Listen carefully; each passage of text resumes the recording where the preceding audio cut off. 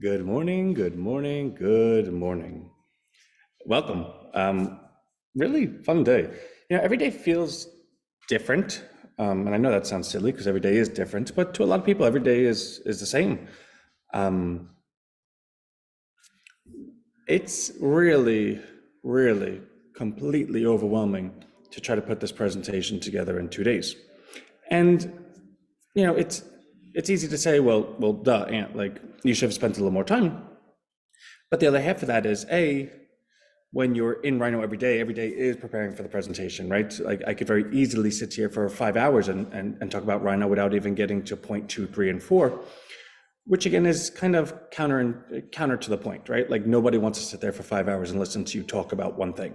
So the preparation for the presentation is to go ahead and very concisely filter everything down into a digestible, maybe 20, 30 minutes that the viewer could get hey, good morning, Ian, that the viewer could really grasp everything and not only see what you've done, but can very clearly see and make their own prognostication about what's going to happen in the future, in which case that's what allows the story of RHINO to touch more people. So yesterday, I spent all day just doing statistics. And everyone here knows me as like, oh, Anthony, he's fun-loving, he's personable, he's, doesn't shut up, which all true. But at the root of it, at the heart, I'm such a dork. I love statistics. When I was younger, when fantasy sports just began, there was this thing called Wall Street sports. And it was before the fantasy football leagues and everything. And what you would do is you were able to buy a player, and then depending on their statistics that night, the price of the player, like the stock of the player, would rise or fall. So for instance, if you bought Barry Bonds and put him in your Wall Street sports portfolio and he hit 5 home runs that night, well, say you bought him for $1 and now you're able to sell him for $2. So you made profit in your Wall Street sports portfolio by being able to buy and sell players before their performance. And it worked opposite too. Like if they had bad performance, you were selling at a lower price. Okay. Well, I loved that. And the reason I loved it was because I would spend all day going through all the statistics. Now, if anybody's familiar with baseball, and of course we know what baseball is, but like really familiar with baseball, then okay, this lefty bats this against righties during this time of day. And if a righty throws a fastball at this speed, then this lefty's, there's so much statistics because it's 162 games a year. Not only is it 162 games a year, but each game you have about 4 at-bats.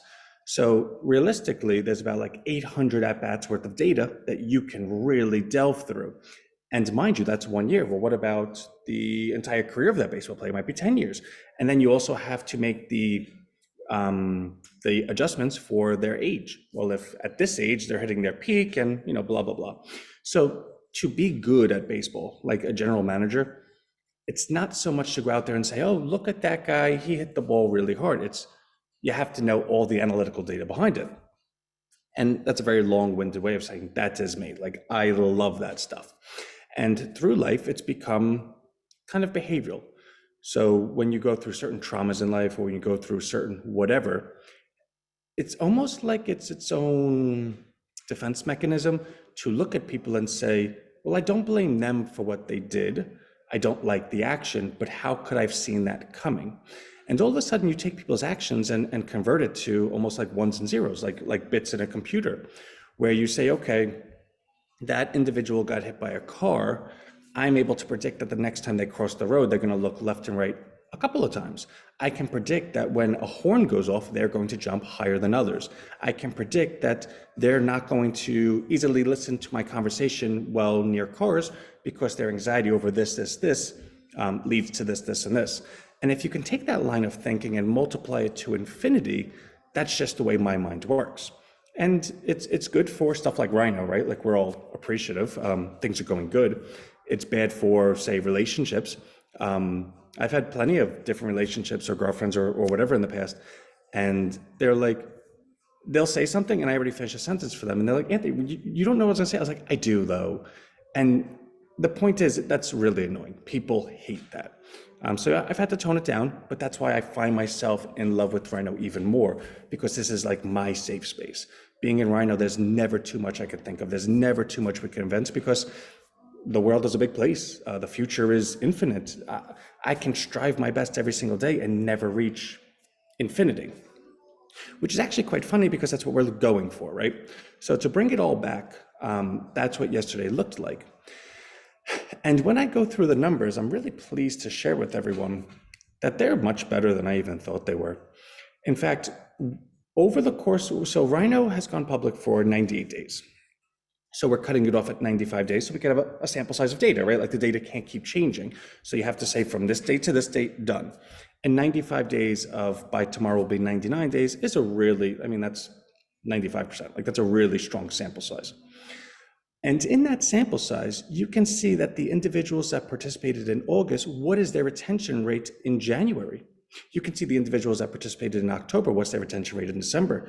You can see the growth of per individual over the course of those months. You can see, the churn rate, turnover rate, which is only 6.4%. And when you start piecing this all together, you start asking yourself, well, okay, Ant, these numbers are really great. Actually, they're really great.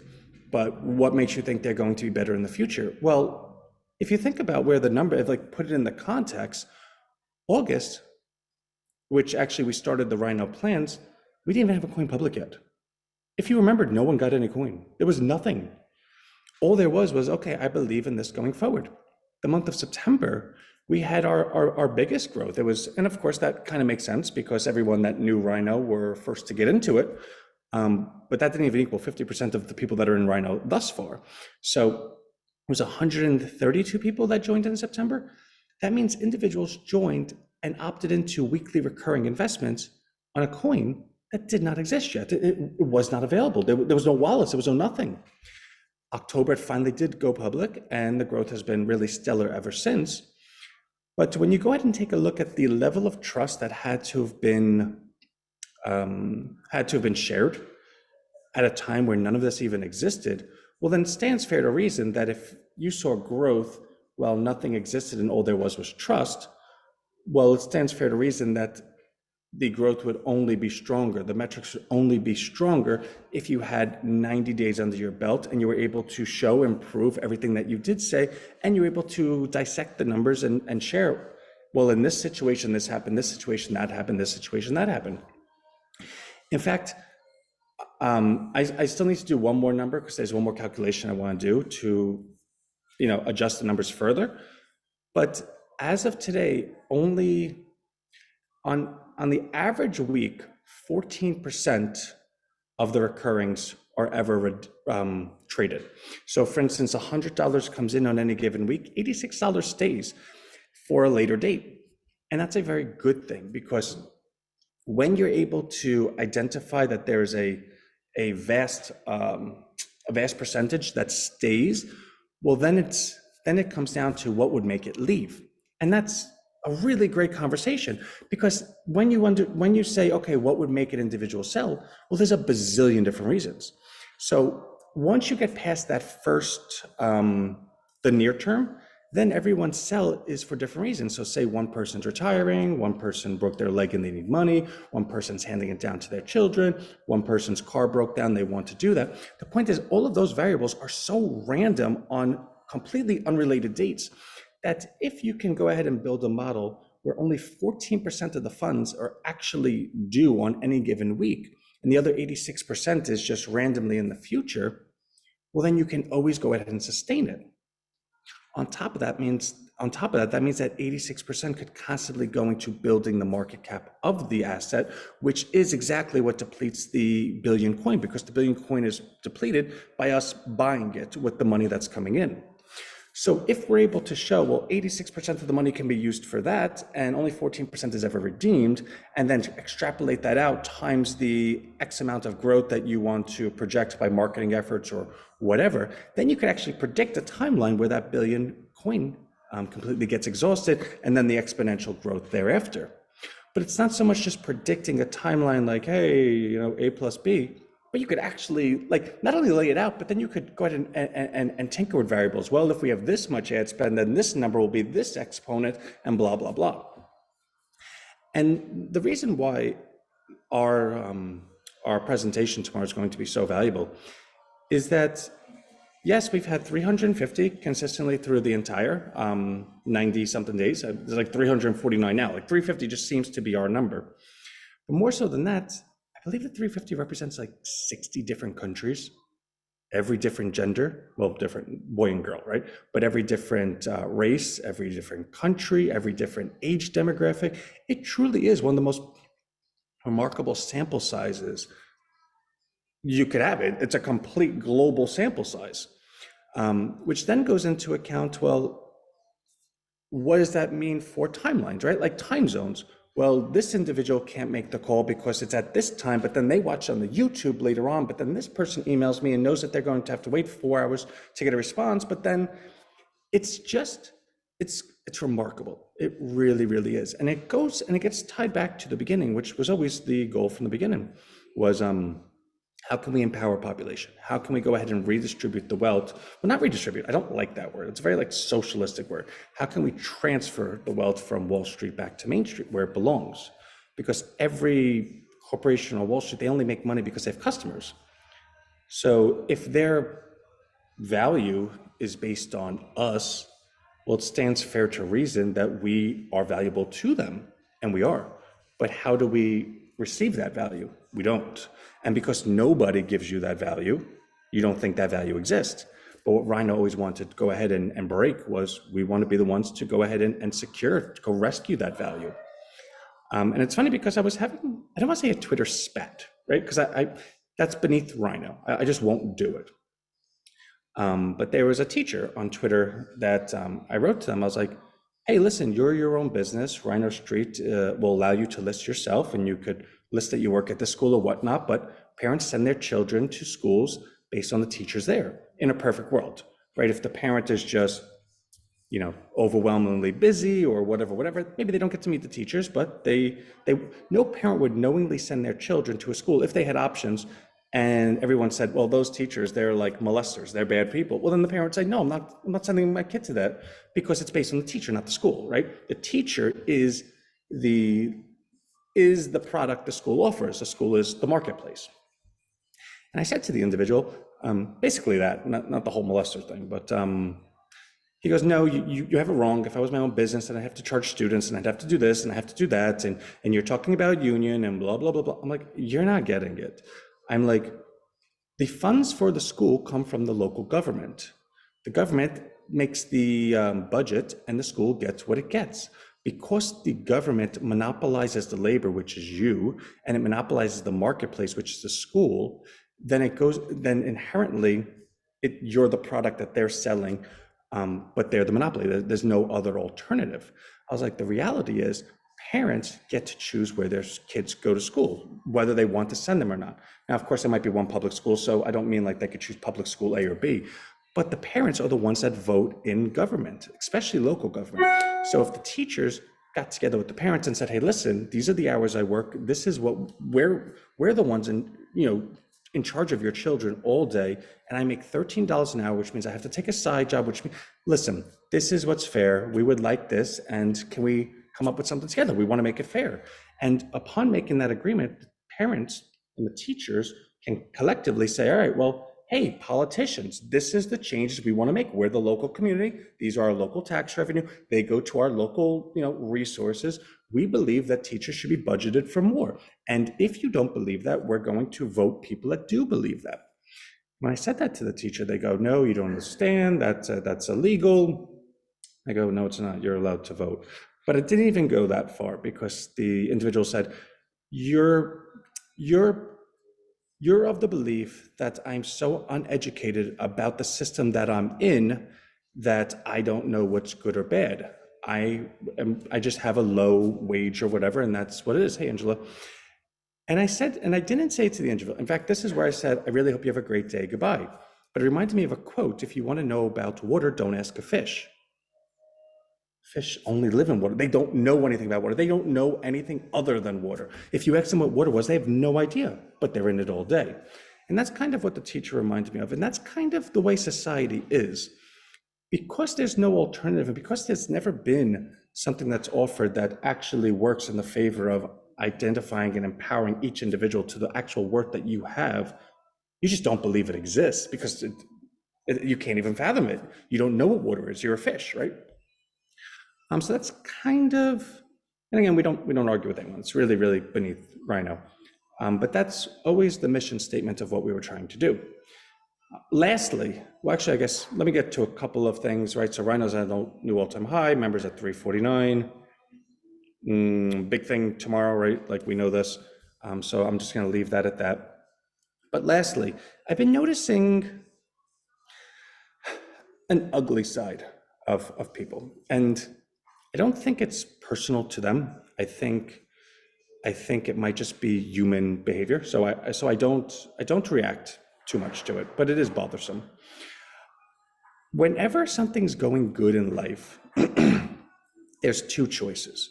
You can cash out and stunt the growth of the miraculous thing you were doing, or how it could have went, or you could say, this is what I'm here for. I'm going to allow it to continue. And what I mean by that is RHINO's been doing very well. It got public at $1. It's now 247. It's like 247% return. Like that's very good over 3-4 months. But during these 3 or 4 months, we've seen such market turbulence, like FTX went bankrupt and stock markets up and down and all around and all of these different things. And the individual that would invest in RHINO at its early point could be considered an individual that's a speculator that takes on high risk.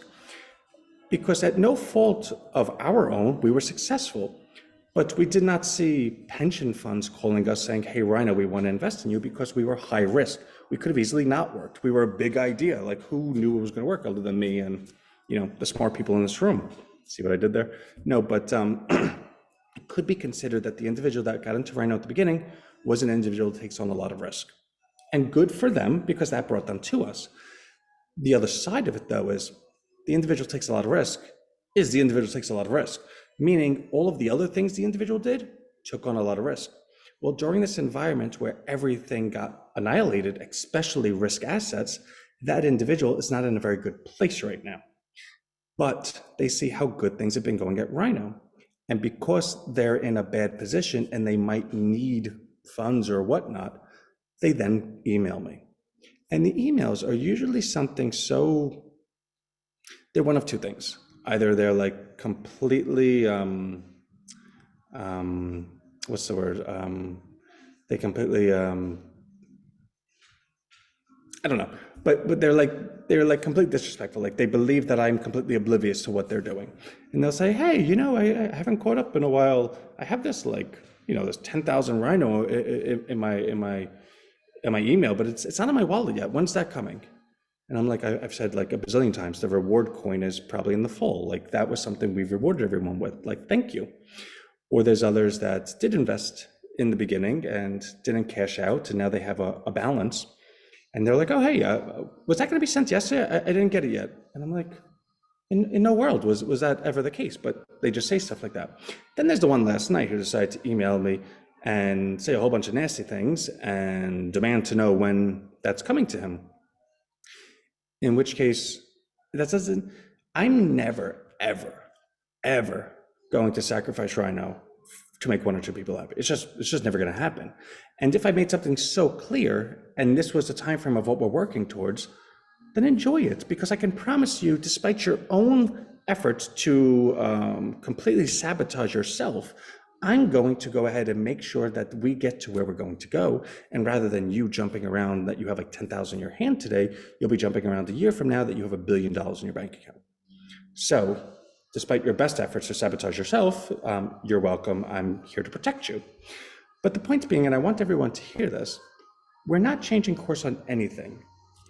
Because our success has been, like, it's been steady, we don't want to become victims of our success, right? Like, oh, you guys are doing good. You could make this allowance. No, never. No, we're going to continue, because I will never go to my grave one day saying RHINO failed because I was too weak and considered and confused being nice with, being correct. No, the correct answer is we all are adults. This is what we're doing. And because we're doing good, let's continue doing good. So that's kind of the call for today. And I'm going to be super duper duper I'm already nervous. I don't think I'm gonna complete it today, but I have to. Like, what other choices do I have? Yeah, I agree with you, Brian. So let me go. Love everyone. Renault's at a new all-time high again today. I know you guys are probably bored of me saying it. Actually, lastly, it reminds me of Trump when he was running his campaign in like 2015. He's like, we're going to win so much. You're going to get tired of winning. You're going to get bored of winning. You're going to say, oh my God, please stop winning so much. And he's funny, right? Like, whether you like his politics or not, as a showman, as an entertainer, as a lightning rod, as a marketer, he's excellent, right? Like, the fact that you have such a strong opinion of him is a complete credit to his ability to, garner attention. And when he would say that, I would laugh. Like, I like his marketing ability, right? But it reminds me of what I just did just now. All right, we're at an all-time high. Stop me when you, like, if you guys are tired of this, let me know. So I think this was what he was trying to share with everyone back then. We just happened to be living it. So that's pretty cool. Okay, that's it. Love you, love you, love you.